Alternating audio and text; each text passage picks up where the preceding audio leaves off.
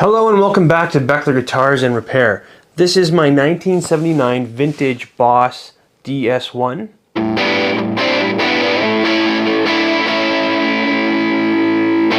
It sounds amazing through an amp just on the edge of breakup.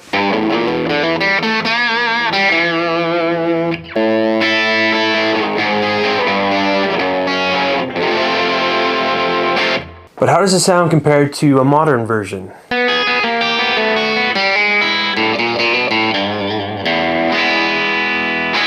Let's check it out.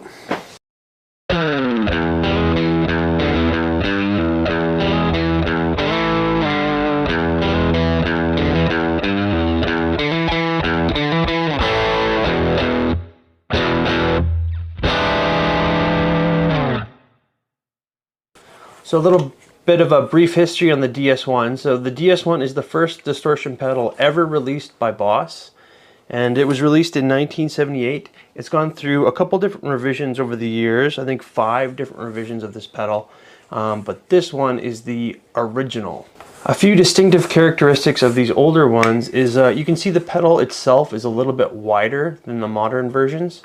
This one has, it's called a long dash, so you can see that dash there is longer than on the modern versions. Only the first versions had this long dash. And then this silver screw for the battery compartment. That's only on these vintage models as well. And on the back, you can see that this version requires a different power supply, the ACA 100, and it says made in Japan here on the bottom. The first 2 versions were made in Japan, and then it moved over to Taiwan for the next 2 versions, and then I think the 5th version, the newest version, is Malaysia. And the circuit went through revisions on each release. So these older versions are kind of the most sought after, and they're the most pricey if you find them on the used market. They have a little bit of a different sound because each revision kind of changed the sound a little bit as well. The original release was 1978. This pedal is in 1979. And the original ones used the Toshiba TA7136AP preamplifier. So it's a little chip on the circuit board that you can see. Only these first releases have that chip. The second release is in 1994. Those were still made in Japan, but they actually use a different chip. This is the ROHM BA728N op amp, which is also made in Japan, that they used instead of the Toshiba. The original release, in terms of sound, it gives the warmest distortion, offering glints of grittiness and smoothness at the same time. The first models also had a few inconveniences, like this switch is a momentary LED switch, and what that means is when you hit the button, it only flashes once to let you know that you've turned it on or off. It doesn't stay on like the more recent models. And the power supply is kind of hard to find nowadays, although this one runs off of a 9-volt battery. The older ones are generally considered to sound the best, although it's very close. The newer versions, especially the 2021 version, are supposed to be very close to the originals as well. So today we're going to go through and see what the differences are inside and out, and see how they sound. And I think these pedals are a little bit misunderstood. These are Boss's most popular pedals ever. They put out millions of these pedals, so everybody either has tried one or has one, or everyone's had one of these in their hands at some point. But what a lot of people don't know is how the best way to run them, the optimal way to run them. If you run these through like a clean amp, tube or digital, with just totally clean, they can sound thin, a little bit mid-scoopy. It's hard to get a good sound out of them because you just lose those mids. However, if you run through a tube amp, just like on the edge of breakup, it really boosts those mids, and you really get a more balanced distortion sound, and you can adjust your tone to cut through that mix too. So that's kind of the optimal way to run them, and that's how I'm going to be running those today. You also want to run your tone at just about 11 o'clock. Anything more than that and it can sound really harsh, and anything lower than that it can sound kind of muddy. So right here is about the sweet spot. So yeah, let's compare. So first off, right away you can see that the chassis on the vintage one is a little bit wider and then it's got the long dash thing going on, and the silver screw. The color difference is slight, but it could just be due to, you know, a slightly different tint of the paint, or maybe this one's been weathered over the years and it's kind of faded. It's hard to tell, but they're pretty close in color. So here's the silver screw that only came on these original models. On the inside, you can see right there, that is the serial number, so 8800. There's actually a way to date it based on that serial number. So if you date this one, it says it's made in November 1979. And then on the newer one, it has a similar cavity. Again, they use the black plastic screws on the newer ones. And the serial number is no longer inside there, but the internals look fairly similar. There's a little bit of a different switch going on, and it's molded a little differently, but overall pretty similar. My old vintage one actually has a hole in the bottom. So what happened probably is someone had mounted this hard to like a pedal board. So they drilled a hole through and then secured it with probably some screws, so it just never ever could leave. That's kind of how some old players used to do it, but you did have to put a hole in your pedal.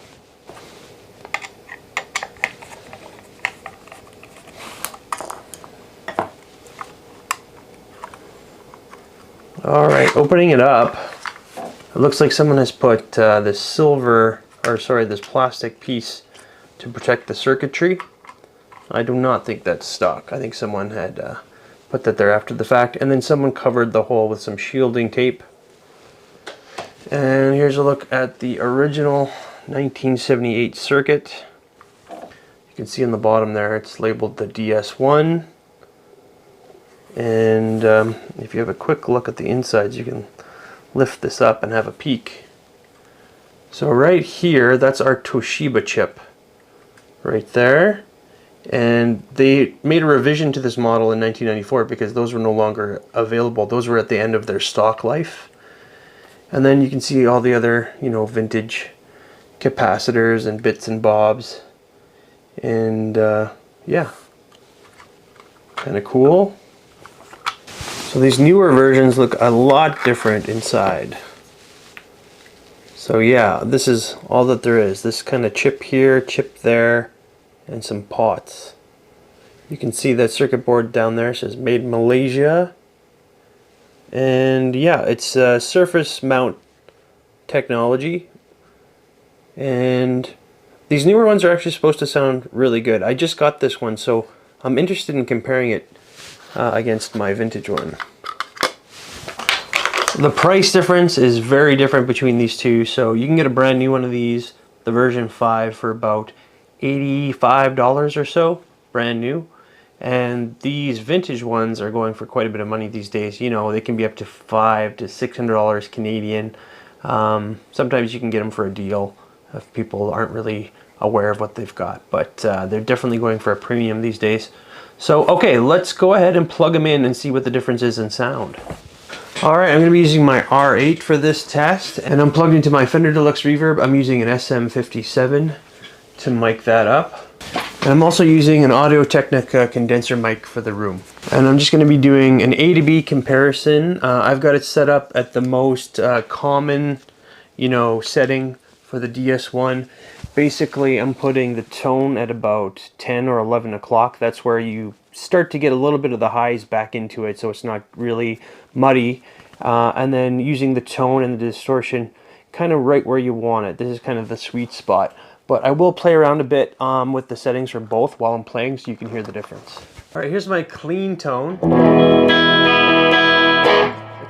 It's kind of right on the edge of breakup, so when I dig in a little bit, you can hear some of that natural distortion. But then when I soften up, it cleans up.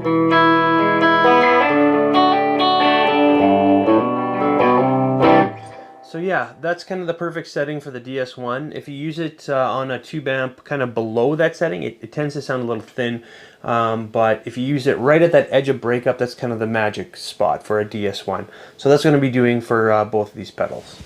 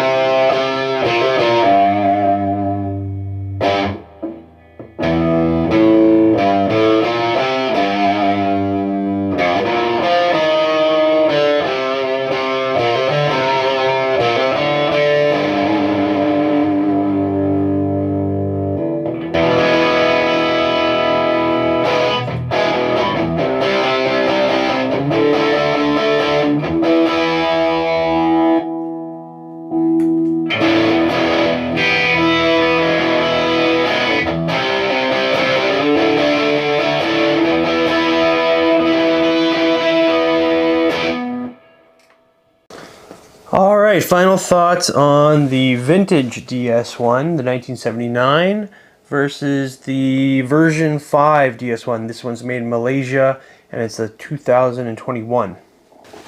First off, in terms of build quality, they're almost exactly the same. These enclosures haven't changed much over the years. This one's a slight bit wider, but just the way that they function and how they're made are pretty much the same.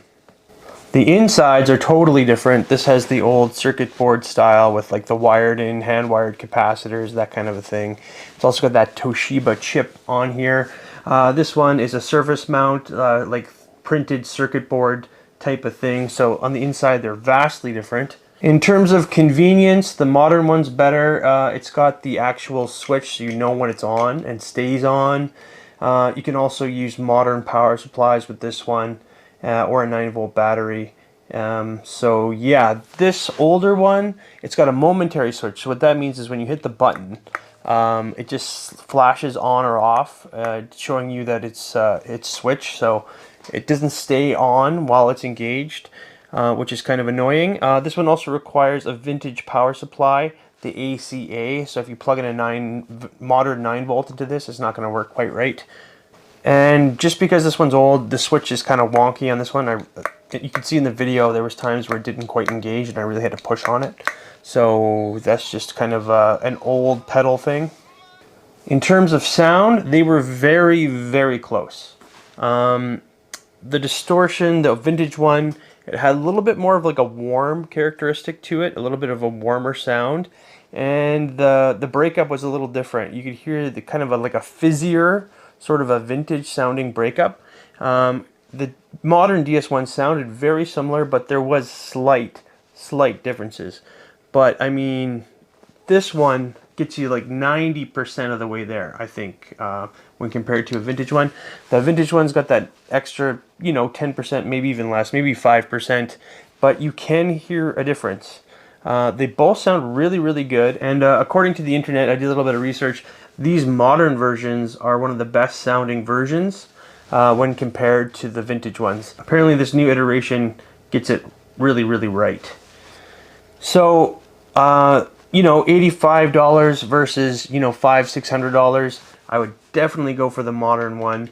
Unless you're a collector or you really gotta have that 100% vintage sound, then the vintage DS-1 is probably more up your alley. And again, these pedals sound really great through tube amp just on the edge of breakup. If you run into a clean amp, like a digital amp or something that doesn't have any, right at the edge of breakup, they can sound thin, which is, I think, the biggest problem why these pedals are misunderstood. People aren't really running them in the optimal environment. But that's going to be it for today. Thank you for tuning in to Beckler Guitars and Repair, and I'll have more for you really soon.